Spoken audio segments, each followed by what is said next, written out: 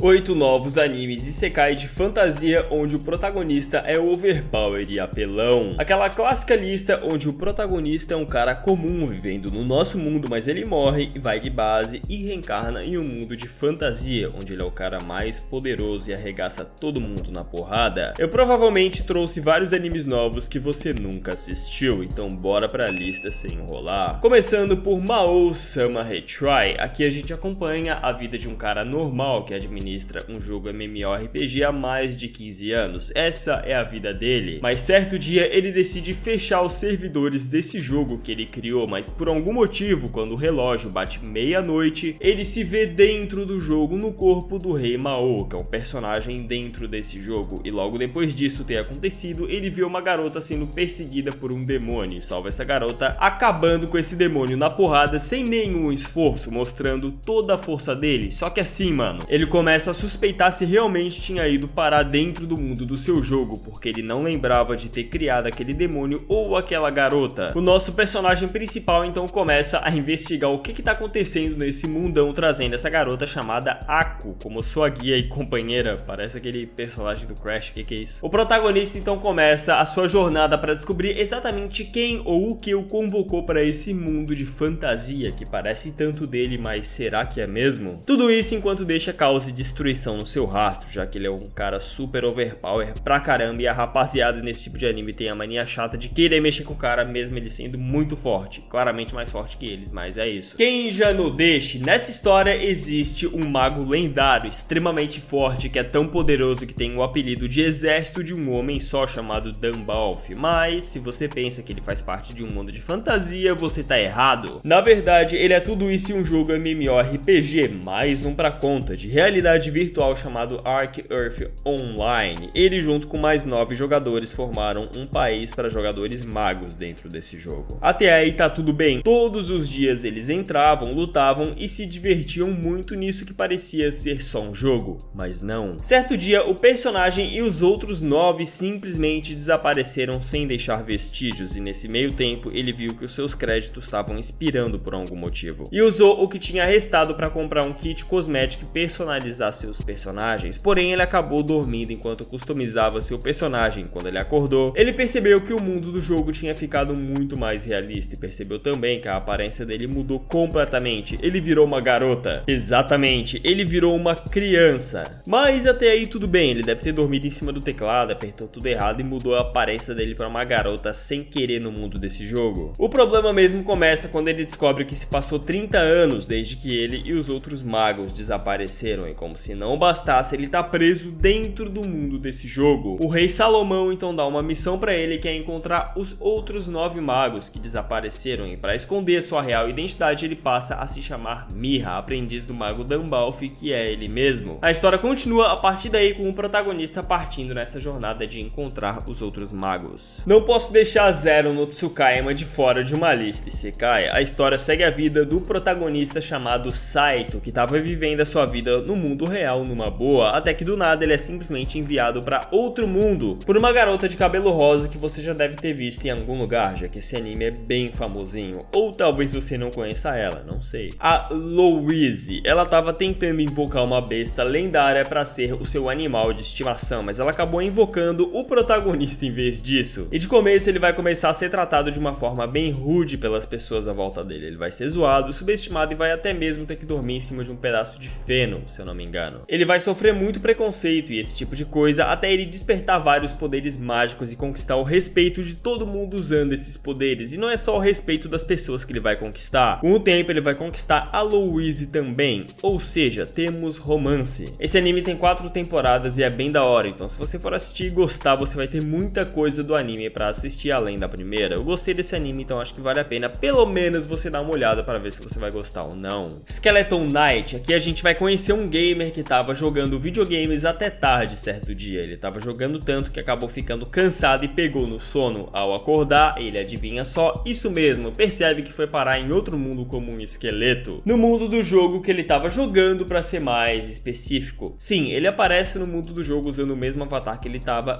usando nesse jogo, ou seja, ele foi pra lá com a sua armadura, suas armas poderosas e tudo mais. Porém, como a aparência do avatar dele era um esqueleto, ele foi pro mundo do jogo com essa aparência sobrevivência mesmo. Agora, o personagem principal tem que achar um lugar pra ele nesse mundo de fantasia, algum lugar que ele pertença. Ele de começo só queria uma vida tranquila, mas isso acaba quando ele conhece uma guerreira élfica que coloca ele em uma jornada cheia de conflitos e aventuras, e a história vai dando sequência a partir desse momento, contando a história do personagem principal se adaptando a esse mundo de fantasia. Anime esse que é bem parecido com Overlord, como já deu pra perceber. Então, caso você tenha curtido Overlord, quem sabe considere dar uma chance pra esse. Se é uma lista de Sekai, não podia faltar um anime estranho, e o da vez é Suisei no Gargantia. A história começa explicando que a população humana vive em um lugar chamado Avalon, que fica na fronteira do espaço. Lá eles são treinados desde muito cedo para se tornarem soldados e defender esse lugar, já que Avalon tá sempre sendo atacada por aliens. Em uma dessas lutas contra esses aliens, um personagem principal fica em uma situação difícil, e o esquadrão dele é forçado a recuar, mas em vez de fugir também, ele decidiu ficar lá ganhando tempo pro resto do esquadrão conseguir escapar com vida, e quando ele pensava que era o fim dele, ele foi sugado por um buraco negro que mandou ele para outro mundo. Ele foi parar em uma cidade chamada Gargantia, e o mecha dele caiu dentro de um galpão. É claro que geral ficou muito curioso, porque do nada apareceu uma coisa estranha com uma tecnologia avançada na cidade dele, sem eles fazerem a mínima ideia de onde veio. Então eles começam a abrir o mecha do personagem enquanto ele ainda estava lá dentro pensando no que fazer, até ele decidir meter o louco e pegar uma garota de refém para tentar fugir dali. Ele queria negociar com a galera daquele país usando a garota que ele pegou de refém, porém os dois se tornam amigos não muito tempo depois, e ela pede ajuda dele para defender aquela cidade de piratas. Pois é, nem em outro mundo o personagem escapa de batalhas, mas como ele já tem experiência, derrotar esses piratas vai ser uma tarefa bem fácil. Ou será que não? Você vai ter que assistir pra descobrir. O legal desse anime é ver a interação da garota com o protagonista, que vai começar a mostrar um lado mais legal da vida dele, que sempre viveu no campo de batalha e por isso se tornou alguém meio frio e sem sentimentos.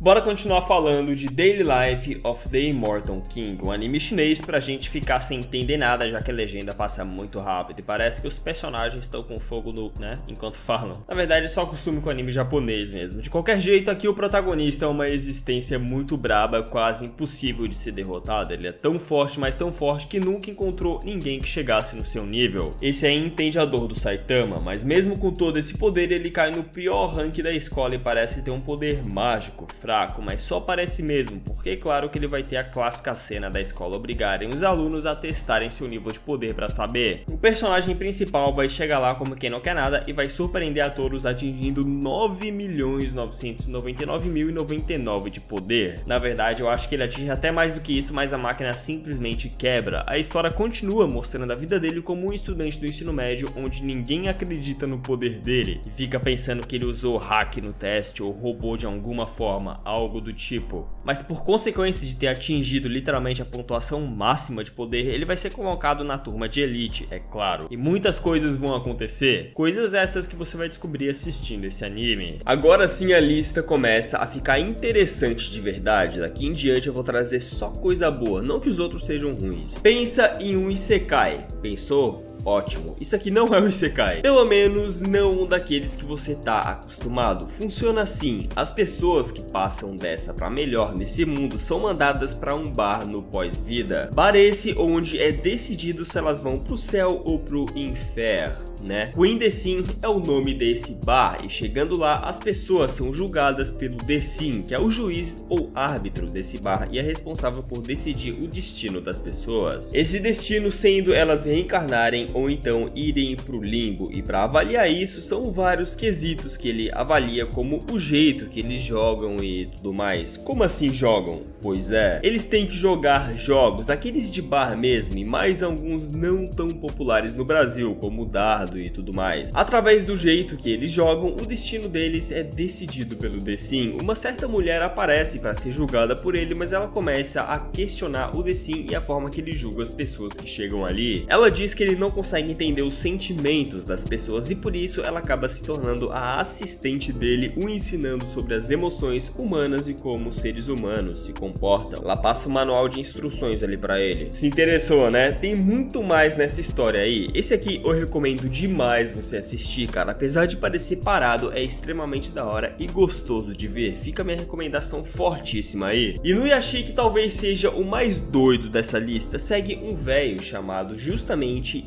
Inuyashiki, um cara de 58 anos que parece ter uns 80 e é menosprezado pela sua família. Ele é meio frágilzinho e tímido, mas claro que ele não é só um Zé Ruela qualquer, já que ele é o protagonista da história. Sabe o que acontece? Simples. Tu vai se identificar porque é algo que acontece todos os dias por aí. Ele é morto por aliens junto de um jovem que ele tinha recém conhecido, mas ao invés de acabar por aí, eles ganham corpos cibernéticos com tecnologia alienígena, o que dá poderes especiais e únicos a ele, que o Inuyashiki decide usar para ajudar as pessoas a se tornar um verdadeiro herói. Mas ao contrário dele, o Hiro, que é o nome do moleque lá que tava com ele, decide fazer justamente o contrário. Ele decide usar os seus poderes pro mal e simplesmente falecer as pessoas. Sim, temos uma rixa de herói e vilão por aqui. O Hiro só quer saber de meter bala em qualquer um que não faz as vontades dele. Esse aí é mimado, viu? Claro que com a magia do roteiro, ele e o Inuyashiki acabam se encontrando ao decorrer da história, e ao meter uma bala bem dada no velho, ele percebe que ele não morre, tem os mesmos poderes que ele, fazendo assim uma rivalidade entre os dois se iniciar. Uma luta entre o bem e o mal.